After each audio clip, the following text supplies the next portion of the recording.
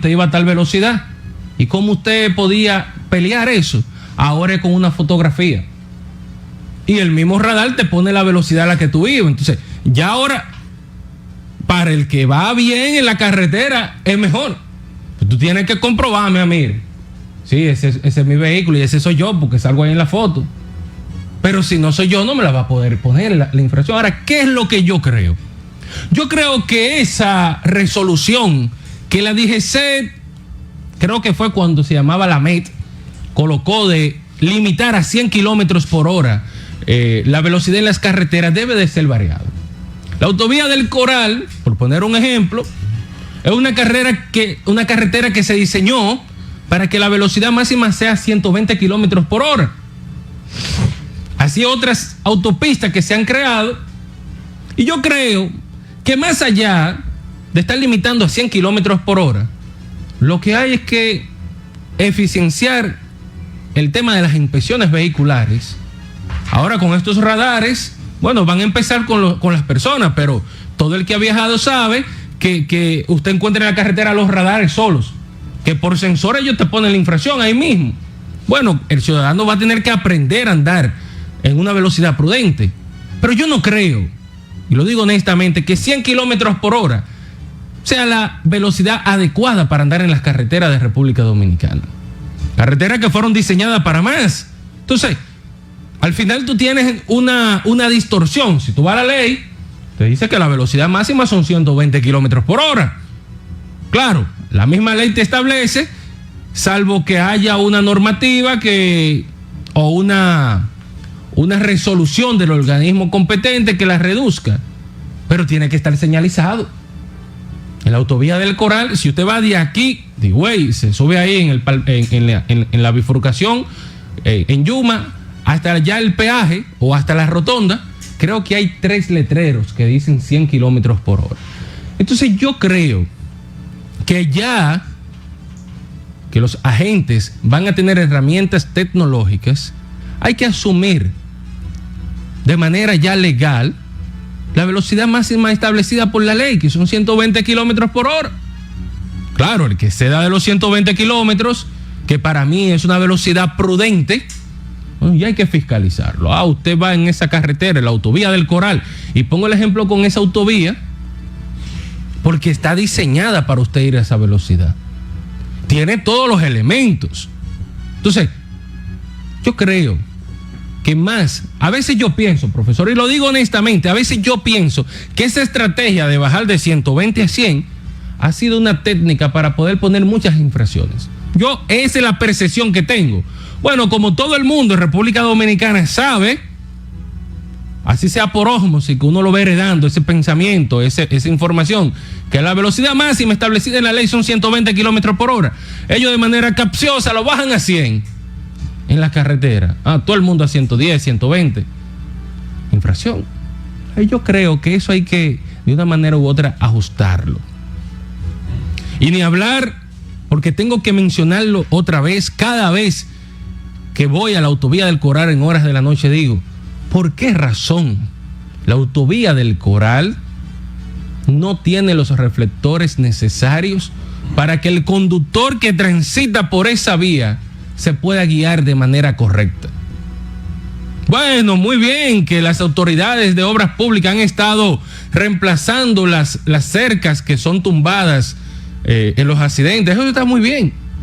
Pero hay muchos accidentes que ocurren en la noche que quizás si hubiese reflectores en las calles no ocurriesen.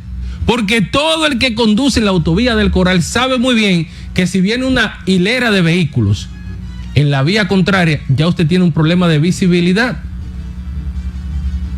Y nos jactamos, no, que se está trabajando, que se está poniendo bonita. Pero esas medidas de seguridad es que hay que ir adaptando. Yo creo mucho en el control de la velocidad.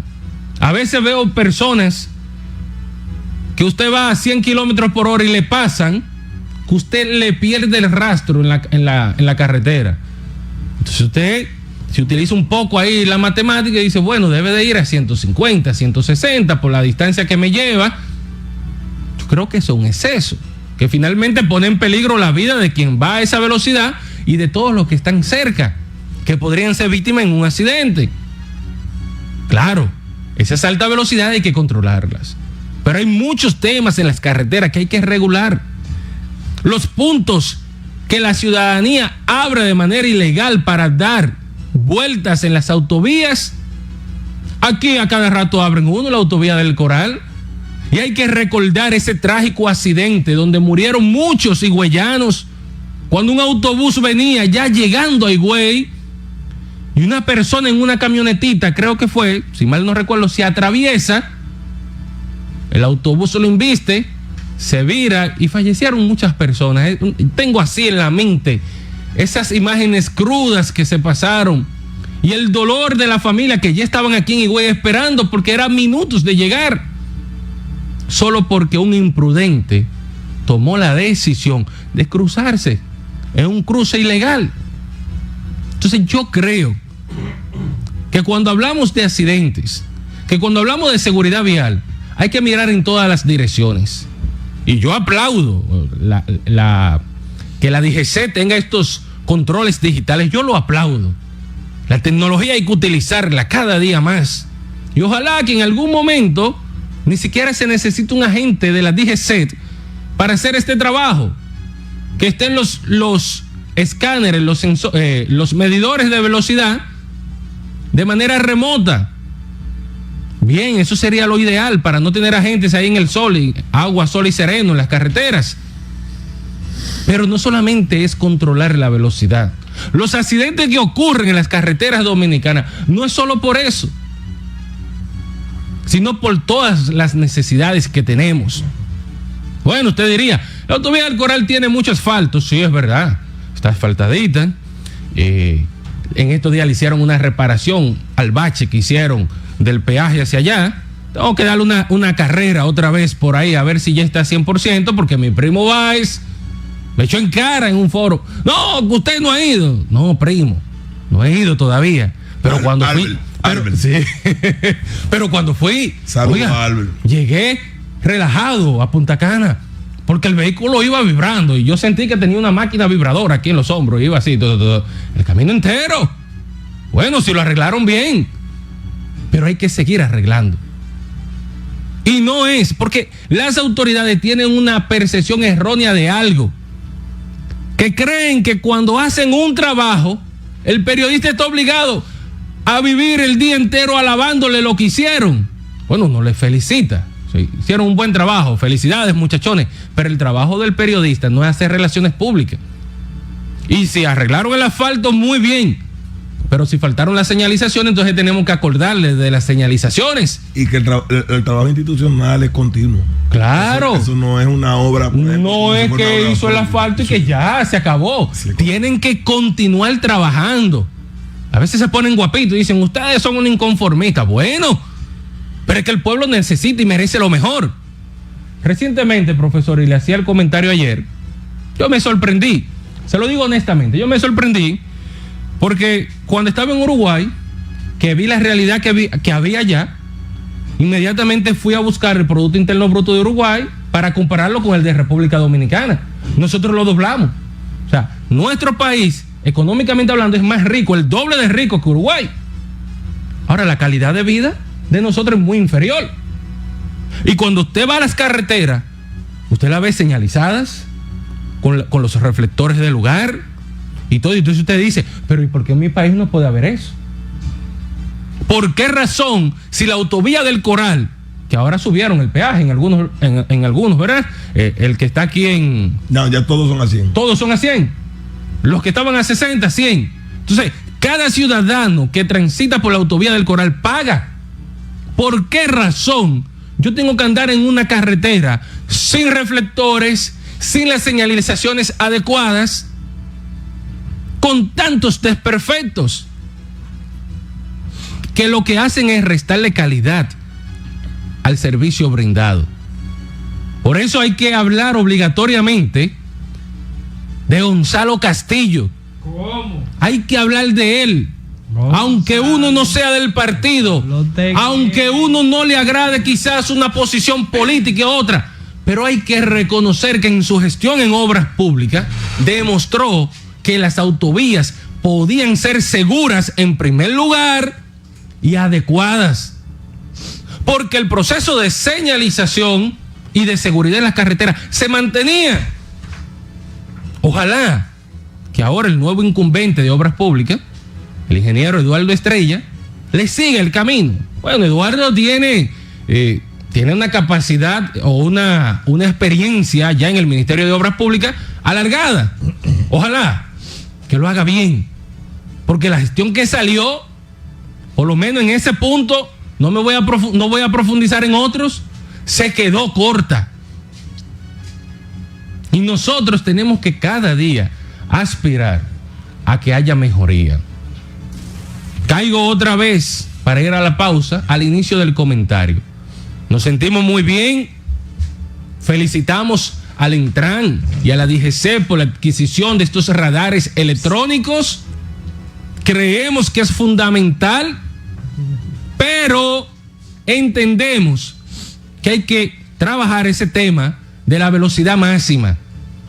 Y en las carreteras que se pueda transitar a 120 kilómetros por hora, como lo establece la ley, que se pueda hacer. Dejar de utilizar técnicas capciosas para de una manera u otra poder capturar a ciudadanos cuando van a 105, 110. Porque esas carreteras están habilitadas. Eso fue lo que se dijo cuando se construyó, que estaban habilitadas para ir a 120 kilómetros por hora. Y si queremos reducir los accidentes, vamos a señalizarla.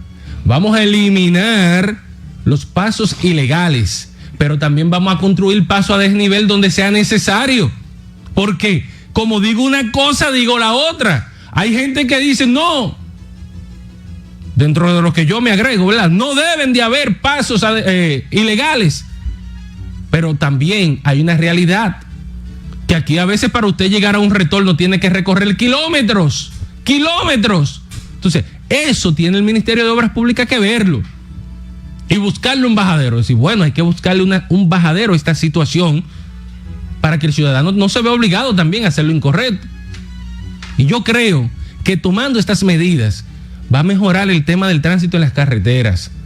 Porque lo cierto es que la velocidad sí es uno de los principales elementos, pero hay que estudiar los accidentes que ocurren en la autovía del Coral, en la autovía del Este, que son calles amplias, que están bien construidas. Sin embargo, los accidentes son el pan del cada día. Y usted ve accidentes cuando usted pasa por la carretera que dice, ¿con qué chocó? ¿Con qué chocó? Porque se supone que ven una calle de doble vía, más los pasos, las cunetas que tiene, ¿verdad?, los espacios para estacionarse, y están divididas por una jardinera central de la otra vía. ¿Cómo es que ocurren los accidentes?